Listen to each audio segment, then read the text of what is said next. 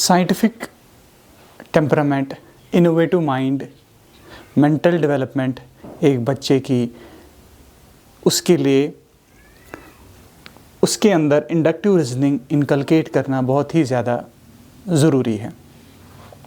Inductive reasoning एक बच्चे के अंदर हम इनकलकेट कब कर सकते हैं? जब उसकी एक्टिव पार्टिसिपेशन होगी, जब बच्चा सोचने पे मजबूर हो जाए, जब बच्चा खुद प्रॉब्लम सॉल्व करने लग जाए, तो उसके अंदर सोचने की जो है, चीज़ों को जनरलाइज करने की जो ताकत है वो बढ़ जाती है। तो यही हमारा इंडक्टिव रीजनिंग है। छोटे छोटे जो हमारे पास फैक्ट्स हैं, एग्जांपल्स हैं, उन चीज़ को, पैटर्न्स को ऑब्जर्व करना, उसके बाद एक जनरल नतीजे पर पहुंचना, this is inductive reasoning. For example पढ़ाने के बहुत सारे तरीके हैं, ठीक है। तो अगर आप इंडक्टिव अप्रोच यूज़ करते हो, सपोज़ अगर हमने कोई जैसे फार्मूला पढ़ाना है, तो हम क्या करें, सबसे पहले एग्जांपल्स जो हैं वो बच्चे के सामने रखेंगे। तो एग्जांपल, बहुत सारी एग्जांपल्स, उसके बाद ये चेक करना है कि क्या बच्चा जो है उसको जनरलाइज कर पा रहा है कि नहीं कर पा रहा है, ठीक है। तो इस चीज़ को हमने देखना है। फॉर एग्जांपल अगर मैं सिंपल आपके सामने लिखूँ 1 + 3, ये दो ऑड नंबर्स हैं, पहले दो ऑड नंबर्स, इनका सम आ रहा है 4। उसके बाद आप देखिए 1 + 3 + 5, पहले 3 ऑड नंबर्स, इनका सम आ रहा है हमारे पास 9। और फिर इसके बाद 4, 1 + 3 + 5 + 7, पहले 4 ऑड नंबर्स, इनका सम आ रहा है 16। तो एक मतलब आप देखो, 4 एक स्पेशल नंबर है, 9 एक स्पेशल नंबर है, 16 एक स्पेशल, खाली स्पेशल नहीं, इसका रिलेशनशिप क्या है इसके साथ। तो आप देखोगे एक बच्चा मजबूर होना चाहिए ये सोचने पे, देखो 1 + 3 जो है वो 4 के बराबर है, और 4 को आप लिख सकते हो 2 का स्क्वायर, 9 को लिख सकते हो 3 का स्क्वायर, 16 को लिख सकते हो 4 का स्क्वायर। और 4 क्या है, 4 यहाँ आप देखो, इसमें भी नंबर ऑफ़ टर्म्स जो है वो एग्जैक्टली 4 है, इसमें नंबर ऑफ़ टर्म्स 3 हैं। तो यहाँ से हमारे पास, मतलब इस पैटर्न को अगर जब हम ऑब्ज़र्व करें तो हमें ये मालूम होता है कि पहले 5 ऑड नंबर्स का सम होना चाहिए 5 का स्क्वायर, और ऐसा होता भी है 25। तो इट मीन्स इस चीज़ को हम जनरलाइज कर सकते हैं कि पहले n ऑड नंबर्स का सम, तो ये आपके पास आ गया 3 ऑड नंबर्स। तीसरा ऑड नंबर कौन सा है? 5। चौथा ऑड नंबर कौन सा है? 7। चौथा ऑड नंबर है 7। अगर आप देखो चौथा और 7 में क्या रिलेशन है? 4 का जो डबल है उससे एक कम है 7।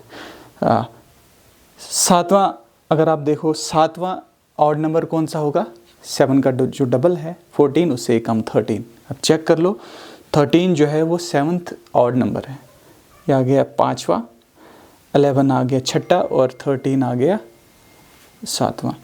तो इसका मतलब ये है कि जो nth ऑड नंबर होगा वो क्या होगा हमारे पास? 2n-1। तो पहले ये nth ऑड नंबर है, पहले n ऑड नंबर का सम किसके बराबर आ गया? n square. ये चीज़ हमने जनरलाइज की, लेकिन ये इसके बराबर है या नहीं है ये हमने प्रूव नहीं किया, बल्कि ये हमने ऑब्जर्व किया कि ये इसके बराबर, मतलब जो हम पैटर्न देख रहे हैं उस हिसाब से ये इसके बराबर है। लेकिन ये इसके बराबर है, ये जो इंडक्टिव रीजनिंग है, मतलब जो हमने चीज़ जनरलाइज की, ये किसी चीज़ का प्रूफ नहीं हो सकती। मतलब अगर, अब ज़रूरी नहीं ये इसके बराबर हो, लेकिन हमें अगर इस पैटर्न को हम फॉलो कर रहे हैं तो ये इस नतीजे पर हम पहुंचते हैं, ठीक है ना। मान लीजिए अगर सपोज़ मेरे सामने एक दीवार है, तो एक मेरे सामने एक लड़का है, एक लड़का, उसके पीछे हैं 2 लड़के, उसके पीछे 3 लड़के हैं, उसके पीछे हैं 4 लड़के, फिर 5 लड़के, जहाँ तक मेरी नज़र आ रही है, फिर 6, फिर 7, एक एक ऐसे बढ़ रहे हैं, फिर 8। मेरी नज़र सिर्फ दीवार तक पहुँच रही है, दीवार तक जहाँ मेरी नज़र पहुँच रही है वहाँ तक 8 लड़के हैं। अब दीवार के पीछे कितने लड़के हैं? जो पैटर्न यहाँ से फॉलो हो रहा है, तो हो सकता है कि उसके पीछे जो है 9 लड़के हों, लेकिन इस चीज़ की हम गारंटी नहीं दे सकते कि इसके पीछे 9 लड़के हैं। तो अगर मैंने ये शो करना है कि इसके पीछे 9 लड़के हैं, तो मैं इस चीज़ का जो है यूज़ नहीं कर सकता कि देखो यहाँ 1 है, यहाँ 2 है, यहाँ 3 है, तो 8 है, 8 के बाद 9 होंगे। नहीं, हो सकता है उसके पीछे 12 भी, पैटर्न टूट भी सकता है। वैसे ही यहाँ पर है, इंडक्टिव रीजनिंग से आप किसी चीज़ को जनरलाइज कर सकते हो, लेकिन उस चीज़ का जब आपने प्रूफ देना है तो उस चीज़ का प्रूफ आप किसी ऑलरेडी वेल एस्टेब्लिश्ड फैक्ट से उस चीज़ को हम प्रूव कर सकते हैं, ना कि पैटर्न को फॉलो करके। ठीक है, तो इस चीज़ को हम यहाँ तक पहुँचे इंडक्टिव रीजनिंग से, लेकिन अगर अब हमने इसको प्रूव करना है ये इसके बराबर है, तो कैसे प्रूव करेंगे? बहुत सारे तरीके हैं, लेकिन इनमें से एक तरीका है प्रिंसिपल ऑफ मैथमेटिकल इंडक्शन। तो मैथमेटिकल इंडक्शन है क्या, ये कैसे काम करता है? देखिए, मान लीजिए मेरे पास ये एक इनफाइनाइट लाइन है लोगों की, मैंने शो करना है कि सारे लोग सच्चे हैं। एक है 1 2 3 4 एंड सो ऑन, मैंने शो करने हैं सारे सच्चे हैं। तो मैं अब एक एक को सिंगल पकड़ के ये शो नहीं कर सकता कि ये सच्चे हैं, बिकॉज जो लोग हैं दे आर इनफाइनाइट, अनगिनत हैं। तो एक तरीका मेरे पास ये है कि मैं ये शो कर दूं कि इनमें से कोई एक इंसान, सपोज फॉर एग्जांपल मैं ले लेता हूं पहला, अगर मैंने ये शो कर दिया कि पहला इंसान सच्चा है, पहली चीज़ मैंने ये प्रूव कर दी, और दूसरी चीज़ मैंने ये प्रूव की कि हर कोई इंसान जो है वो ये गारंटी दे रहा है कि उसके पीछे वाला इंसान सच्चा है। दो चीज़ें, एक चीज़ तो मैं ये शो जो है अगर मैंने की कि पहला इंसान सच्चा है, दूसरी चीज़ मैंने ये शो की कि हर कोई इंसान जो है वो ये गारंटी दे रहा है कि उसके पीछे वाला इंसान सच्चा है। तो उससे होगा क्या, पहला हमने ऑलरेडी प्रूव किया ये सच्चा है, और मैंने दूसरे पार्ट से ये प्रूव हो जाएगा कि दूसरा भी सच्चा है, क्योंकि पहले के बाद दूसरा आता है। अब दूसरा जब सच्चा हो गया तो दूसरे से ये प्रूव हो जाएगा कि तीसरा सच्चा है।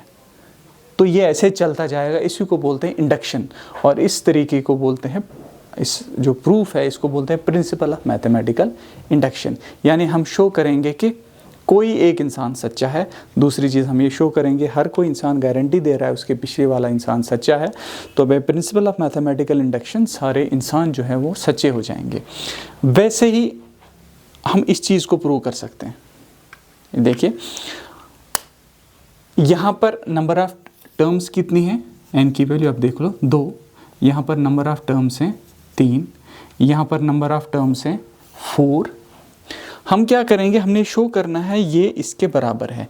हम शो क्या करेंगे, हम शो करेंगे सबसे पहले कि जब n से 2 है, जब नंबर ऑफ टर्म्स 2 हैं, उस केस में ये सही है, यानी उस केस में इसके बराबर है। तो हमने ऑलरेडी देख लिया, जब नंबर ऑफ टर्म्स 2 हैं तो हमारे पास 1 + 3 4 हो गया, इस साइड भी आ गया 2², यानी उस केस में ये सही है।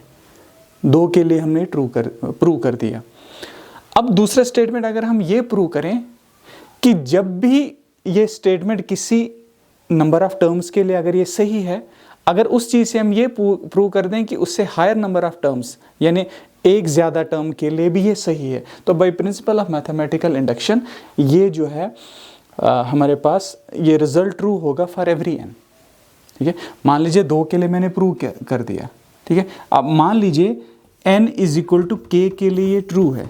k कुछ भी हो सकता है, 3 हो सकता है, 4 हो सकता है। अगर मैंने शो कर दिया कि k नंबर ऑफ टर्म्स के लिए ये ट्रू है, ये स्टेटमेंट पहले मैंने शो किया कि n = 2 के लिए ट्रू है। अब मैंने अज्यूम करना है कि n = k के लिए ये ट्रू है। अगर मैंने इसकी मदद से ये शो कर दिया कि k + 1 के लिए भी ट्रू है, जब नंबर ऑफ टर्म्स k + 1 होगी, तो बाय इंडक्शन जो है हर कोई इंसान सच्चा हो जाएगा। मीन्स हर कोई जो है हर किसी n के लिए ये थ्योरम जो है, ये आइडेंटिटी जो है ये हो जाएगी ट्रू। इसी पर बेस है हमारा मैथमेटिकल इंडक्शन। Thank you.